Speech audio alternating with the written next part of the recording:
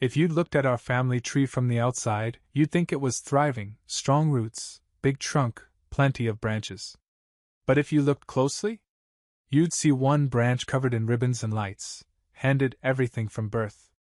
And one quietly pruned until it barely grew.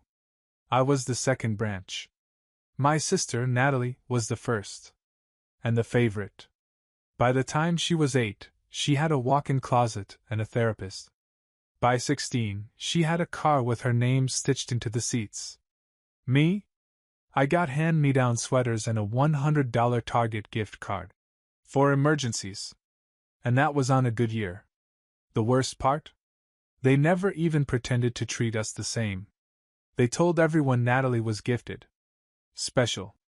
That she had that thing, whatever that thing was. All I had, according to them, was potential. Which, in my house, was code for not worth investing in until further notice.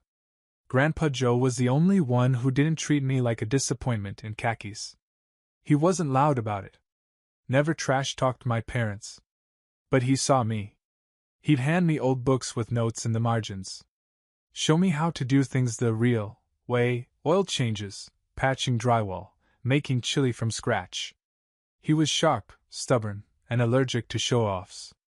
When he got sick, I was the one who visited. Not for Instagram. Not for inheritance. Just because. Natalie posted a "Love you always, Papa" photo the day after he died, a selfie with a latte and a peace sign. I showed up in work boots and cleaned out his garage. The funeral was a circus. Everyone fake crying, fake hugging, pretending like they hadn't ignored him for 5 years. Natalie wore all white. Said she was celebrating his soul. I overheard her asking someone if this counted as a soft launch for her new sunglasses brand. I stood in the back. I didn't go to the brunch after. I didn't expect anything from the will. Because years ago, when I was 20, my parents made their priorities very clear. We were sitting at the dinner table, them, Natalie, and me, when my dad said, "We're giving Natalie $10 million to invest in her future. She's building something. You."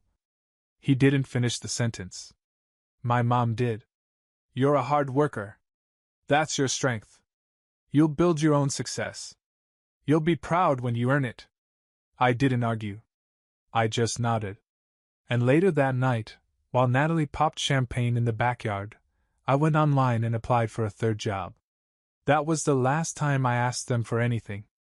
Until last Tuesday, when I found out they held Grandpa's will reading. Without inviting me. I found out about Grandpa's will reading through Facebook. Because of course I did.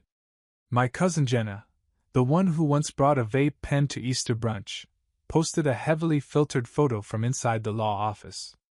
The caption read, "Family First Grandpa Joe, we love you forever #Legacy Day #Gratitude Journey #Generational Healing."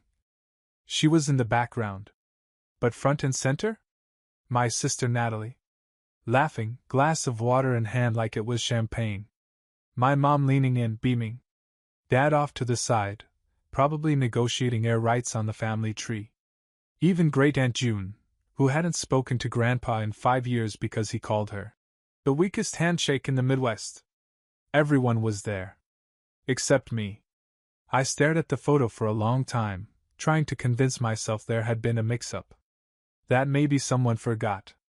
That my name had been buried under a stack of mail. But deep down, I already knew the truth. They didn't forget me. They didn't want me there. And if this had been anyone else's will, I wouldn't have blinked. But this was Grandpa Joe. The only adult in my childhood who didn't treat me like I was a guest at my own family dinner table. Grandpa didn't just tell me I mattered. He showed me. He taught me how to change my own oil, how to use a miter saw without losing a finger, and how to tell the difference between someone who listens and someone who's just waiting for their turn to speak. He showed up to my shifts at a diner and tipped me 100% every time. He read every email I ever sent him, and replied, even when it was just a thumbs up. The last time I saw him, he handed me a book with a handwritten note in the front. To Landon, loud voices fade. True one's echo. You've got the echo. I drove to the law office the next morning. 70 miles? No call, no invite. Just me, an empty coffee cup, and a suspicion that Grandpa Joe had one more surprise left in him. I didn't wear anything fancy, just jeans, boots, and a sweatshirt he once complimented because it looked like you actually do things in it. When I walked into the lobby, the receptionist looked startled. They finished the reading yesterday. I know, I said. But I'm not here for them. She hesitated. Name? Landon Carter. Her eyebrows rose a millimeter. Then she stood, disappeared into the back, and returned with a man in a gray three-piece suit, rimless glasses, and a mustache that meant business. Mr. Carter, he said with a slight nod. Come with me. We didn't pass any family members. The conference room was half cleaned. Someone had taken the cookies but left the crumbs and tissues. It smelled like lemon cleaner and fake grief. The lawyer sat down, pulled out a thick folder, and opened it with a precision that felt final. Your grandfather gave very specific instructions, he said. He anticipated this. Then he handed me an envelope.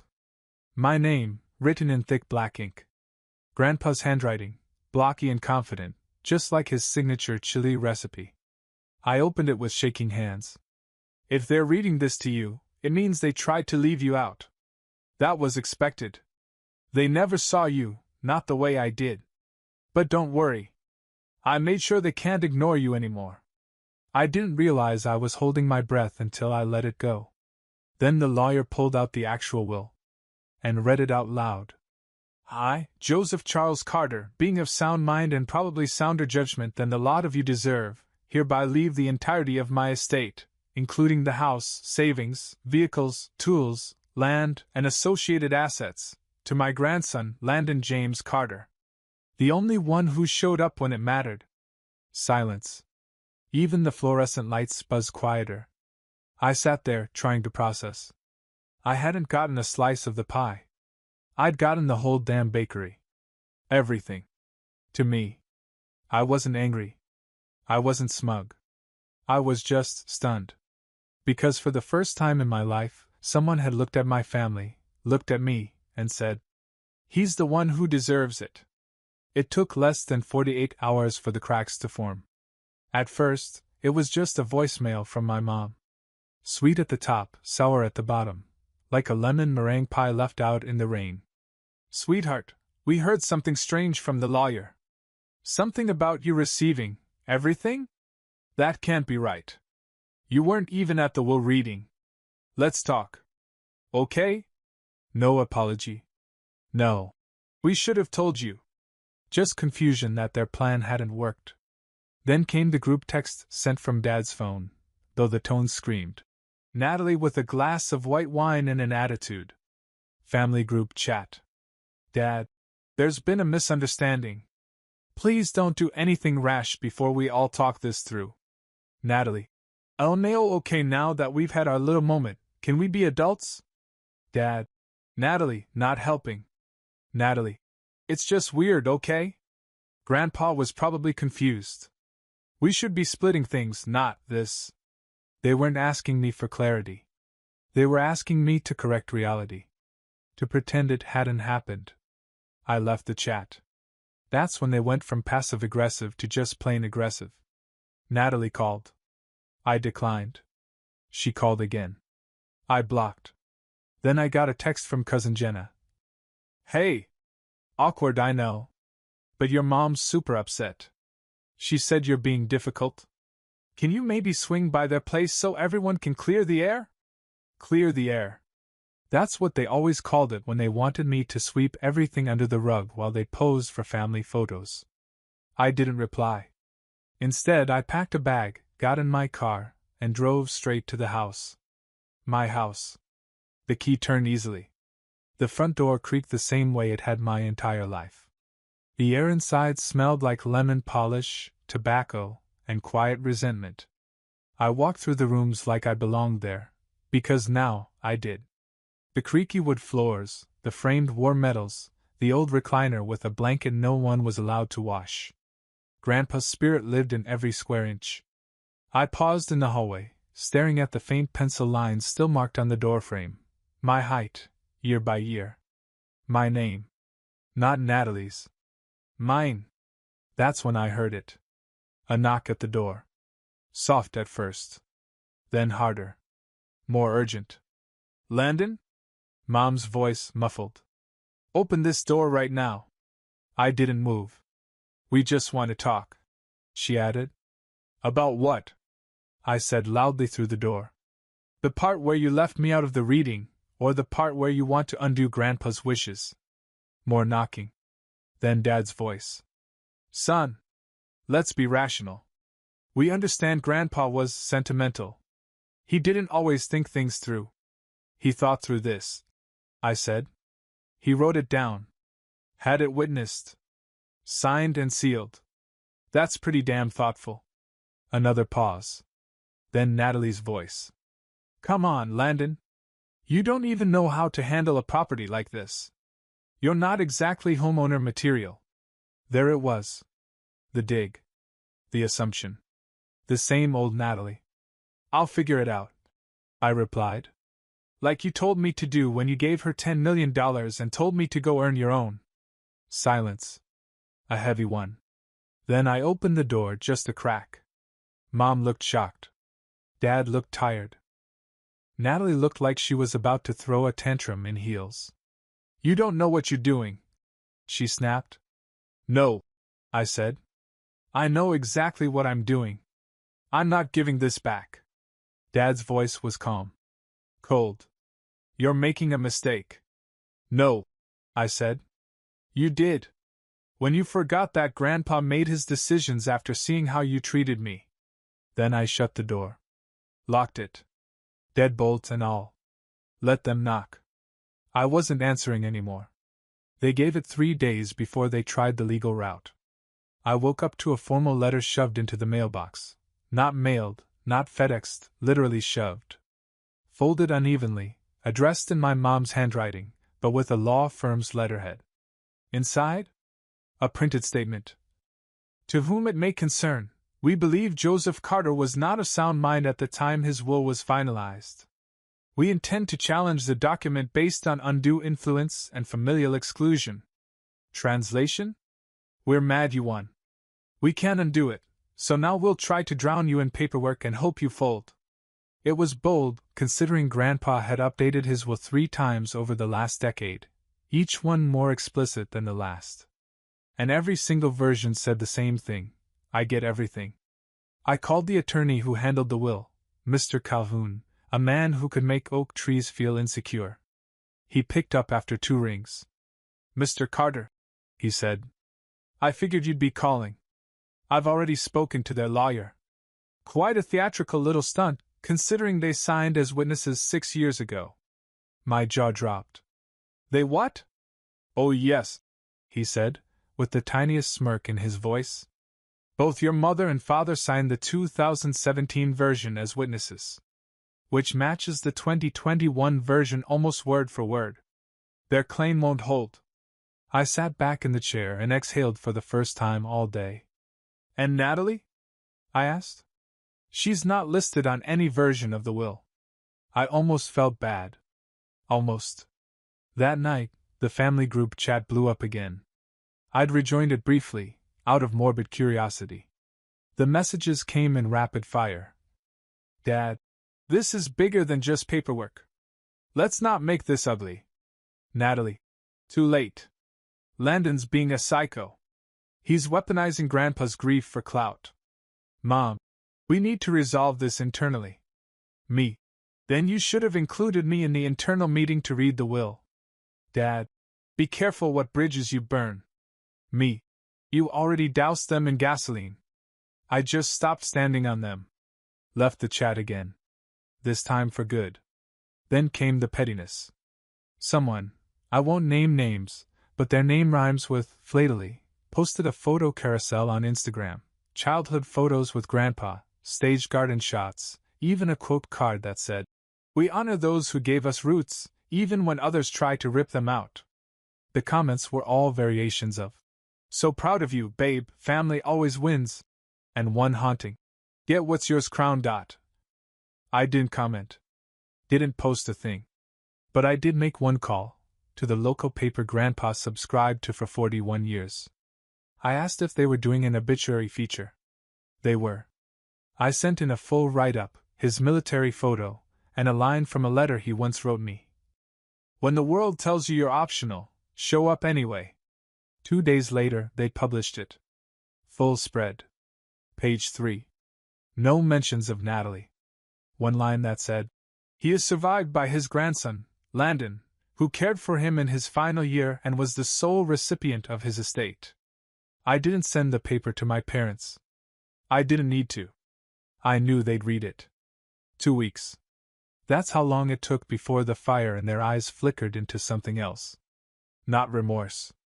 Not reflection. Just fear. Fear that I wasn't going to fold. That I wasn't bluffing. That this time, the weird quiet one really had all the power. The next letter came in a manila envelope, dropped off by someone who didn't even knock. Just slipped it through the mail slot like it was evidence.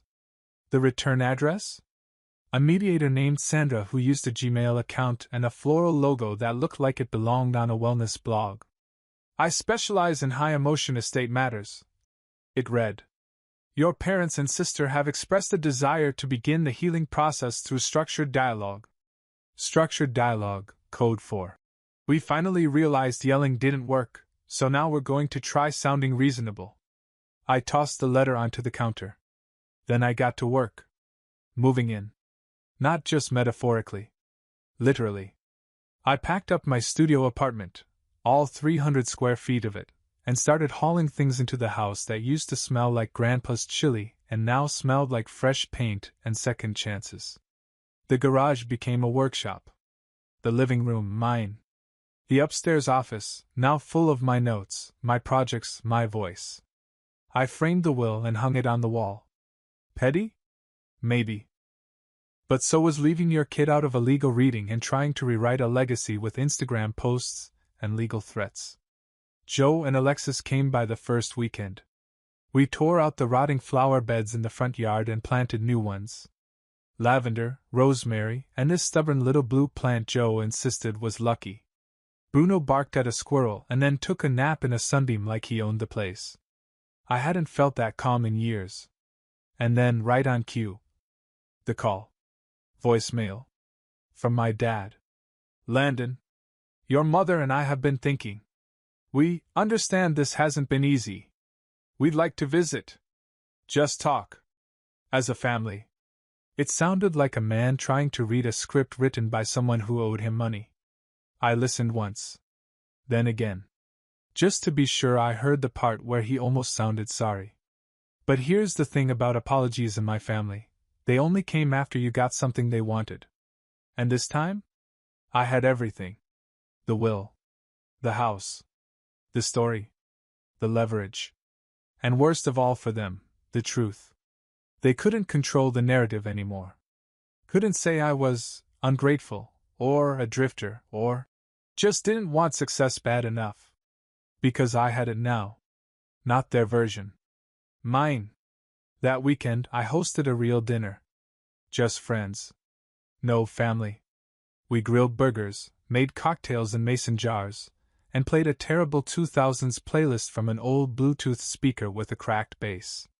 No one talked over each other. No one tried to rewrite my memory. No one made me feel like I was in the wrong body, in the wrong house, for having the nerve to just be myself. After everyone left, I stood on the porch. The sun had just dipped behind the trees. Fireflies blinked in the distance like the universe was winking at me. I thought about all the versions of myself I'd played just to stay tolerated. Then I thought about Grandpa's letter. His trust. His last stand. He didn't leave me this house as a gift. He left it as a statement. A correction. A closing argument to a family that kept telling me I was background noise. Now I was the headline.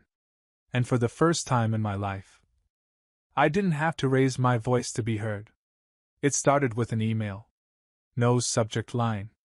Just one line in the body. Let's not throw away 30 years over a misunderstanding. Signed, Mom. No apology. No explanation. Just that. I stared at it for a long time, like maybe it would rewrite itself if I glared hard enough. 30 years? You mean the 30 years where I was treated like the understudy to a show I never wanted to be in? Where I got birthday cards with gift cards that were accidentally left blank, while Natalie got a down payment on a condo and a Chanel bag for surviving a breakup? I didn't reply. 3 days later, she showed up in person.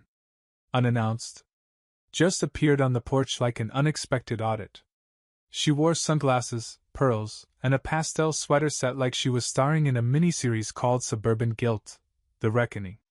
Bruno barked once, then just stared at her through the window with the same judgment I felt in my bones. She knocked. Softly. A kind of knock that said, "I'm pretending this is civil so you don't slam the door in my face." I opened it halfway. "Hi, sweetheart," she said. I didn't answer. Just waited. She cleared her throat.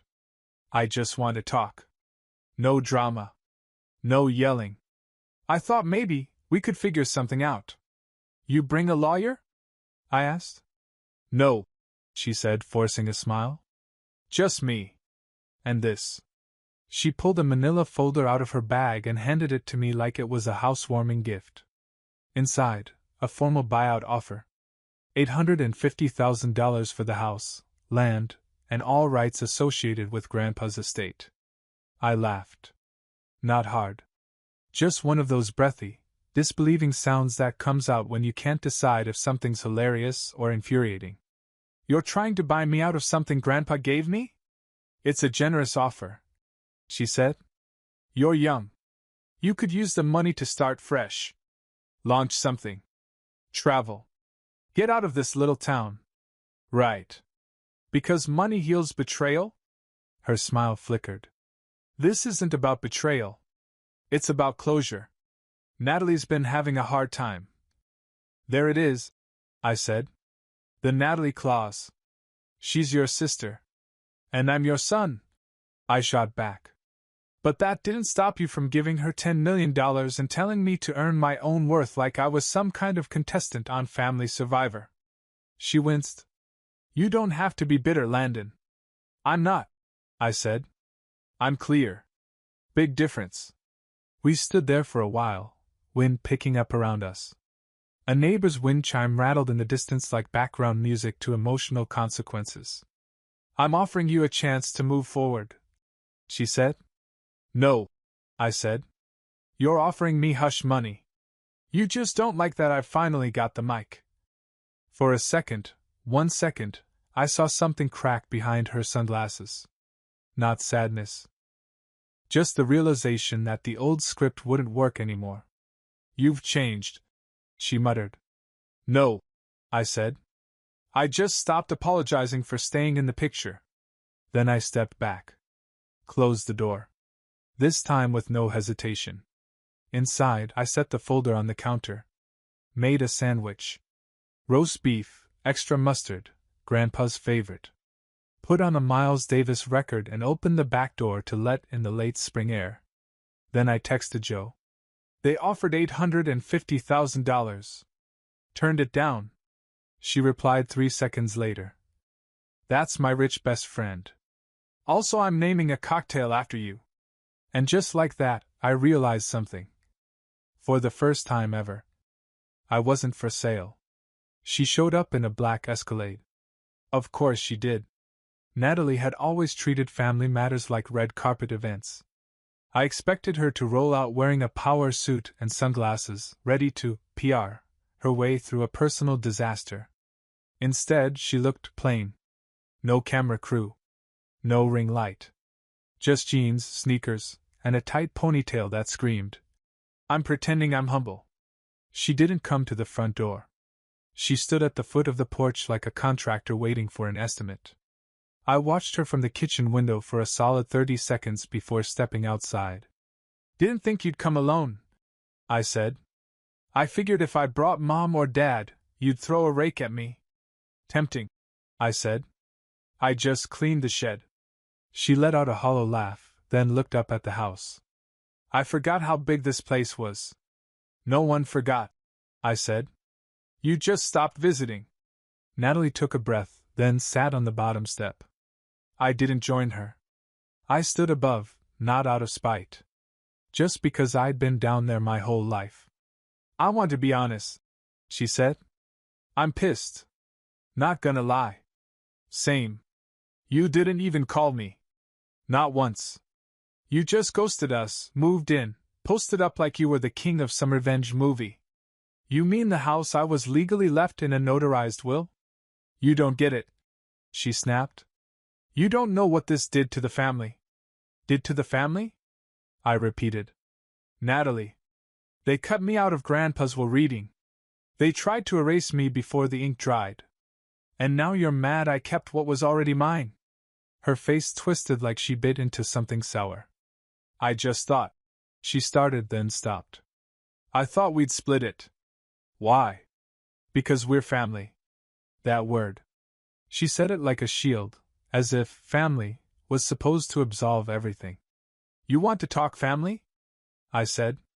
Let's talk about how when I asked Mom for help with tuition, she said I needed to learn how the world works, but when you asked, she sent a check with a handwritten note and a glitter pen. Let's talk about the $10 million. The way you called me a freeloader when I worked 2 jobs and you were running a wellness candle brand from a pool chair in Palm Springs. She didn't argue. She didn't deny. She just looked tired. You think I don't know I was their favorite? She asked. I don't care who was the favorite, I said. I care who showed up. We sat in silence for a minute. Then she said something I didn't expect. He used to write me letters, too. But they stopped after I missed Thanksgiving. Yeah, I said. He started writing me instead. She stood up. I'm not gonna beg, she said. I just wanted to look you in the eye and say it. Say what? She paused. Then, you earned it. Even if I hate that it wasn't me, you earned it. It was the closest thing to an apology I'd ever heard from her. I nodded. Just once. You still doing candles? I asked. She snorted. No. Turns out that market's saturated with rich girls who think sage can solve betrayal. Imagine that. She turned to go. Stopped. Looked back. If you ever decide to sell, call me first. I won't. I figured, she said. Still, call me anyway. And then she left. No tantrum. No stunt. Just the sound of a car door, an engine, and one chapter closing for good. That night, I sat on the porch and thought about everything I didn't say. And realized I didn't need to say it anymore. They finally saw me. And I didn't have to disappear again to prove I was real. It took me a while to go through the attic. I kept putting it off. Too dusty. Too emotional. Too many boxes filled with memories that didn't know how to mind their business. But one Sunday morning, with nothing on the schedule but coffee and quiet, I pulled the ladder down and climbed up with a flashlight and an old flannel tied around my waist like armor. It was just as chaotic as I remembered. Stacks of old toolboxes. Photo albums. Yellow tax forms from the 1980s. A wooden crate labeled, "Do not touch, Landon, this means you." Which obviously meant I opened it first. Inside? One of Grandpa's journals. Not the kind with deep wisdom or philosophical ramblings. The man hated anything too abstract. It was mostly lists. Project ideas. Things he wanted to fix around the house. A few notes about chili ratios. And then, in the back, one line. If you're reading this, kid, you did it. You stayed. I sat down right there on the attic floor, next to a box of tangled extension cords, and let myself feel it. Because that was the thing about Grandpa. He didn't do big speeches or dramatic gestures. But he always left you something. A tool. A tip. A flashlight in the dark. And that one line? It was enough. After the attic, I made the final changes around the house. Hung up the family photo he took when I was 12, the only one where I wasn't cropped out. Planted tomatoes in the garden out back, just like he wanted. Replaced the busted porch light, fixed the squeaky screen door, and donated every single decorative rooster from the kitchen to a thrift store that didn't deserve that trauma. The town started to notice, too. People who used to smile through me now waved from their yards. Mr. Carter's grandson, they'd say. Good kid. Quiet. Polite. Didn't take the money and run. Even got asked to join the town committee for next year's fall festival. Said no. Bruno and I had bigger plans, peace, barbecue, and finally finishing the mystery novel I started writing back when I still believed the only story worth telling was someone else's. Now, I was the story. I got one final letter from the lawyer. Nothing legal. No surprise siblings or back taxes. Just a copy of Grandpa's original letter, typed out, framed in a clean little black border. Not all roots are visible.